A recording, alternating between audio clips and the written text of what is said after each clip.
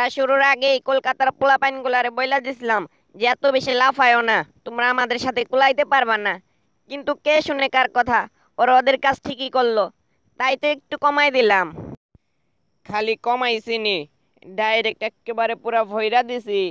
তাও আবার 1-2 উইকেট না, পুরা 9 উইকেটের ব্যবধানে হারাই দিছে ওগো। তাহলে তো এটা আমাদের জন্য আনন্দের সংবাদ। তালি দেন, তালি। পোলাপাইনগুলা যা শুরু করছে, একটার পর একটা ম্যাচ শুধু হারবারই লাগছে, হারবারই লাগছে, কোনো জয়ের দেখা নাই। আমার মান সম্মান সব ধুলাই মিশাই ফেলাইলো, সব পুরা প্লাস্টিক বানায় ফেলাইলো।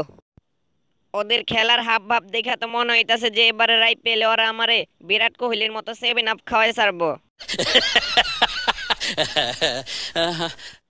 যা শুরু করছে, এরকম চলতে থাকলে তো মনে হইতাছে যে এবারে আইপিএলে আমার সুপার ফোরে যাওয়া পুরা স্বপ্নই থাইক্কা যাইব, এটা আর বাস্তবে পূরণ হইব না এবার। এখনো সন্দেহ আছে। বড় ভাই, আপনি টেনশন নিয়েন না, আমরা সুপার ফোরে ঠিকই যাবো। আর তাছাড়া কালকের ম্যাচটা তো আমরা একেবারে অল্পের জন্য হেরে গেছি, জিততে পারলাম না একেবারে অল্পের জন্য। কিরে বেটা, মিথ্যা কথা কস কে রে? কালকের ম্যাচটা তো তোরা বিশাল ব্যবধানে হারছস, পুরা 9 উইকেটের বিশাল ব্যবধানে। তাহলে মিথ্যা কথা বলস কি জন্য? আরে ফৈন্নির ঘরে ফৈন্নি, ওইটা ভাইরে সান্ত্বনা দেওয়ার জন্য বলছিলাম, এইটাও বুঝছস না?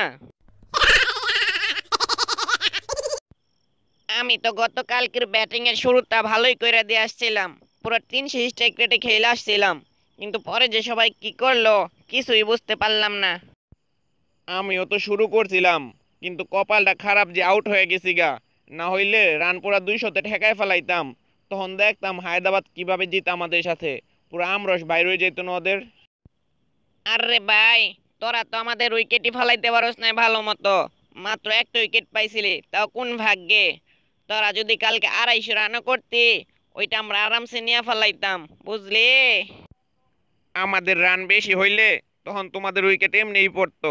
হাঁটু কাঁপতে কাঁপতে উইকেট দিয়ে দিতা তখন। তোমাদের কপালটা ভালো ছিল যে আমি আউট হয়ে গেছিলাম, আর রানটা বেশি করতে পারি নাই। হ্যাঁ, ও ভাই, স্লোগান দিয়েন না। যাই হোক বন্ধুরা, ভিডিওটাকে আপনারা কেউ সিরিয়াসলি নিয়েন না।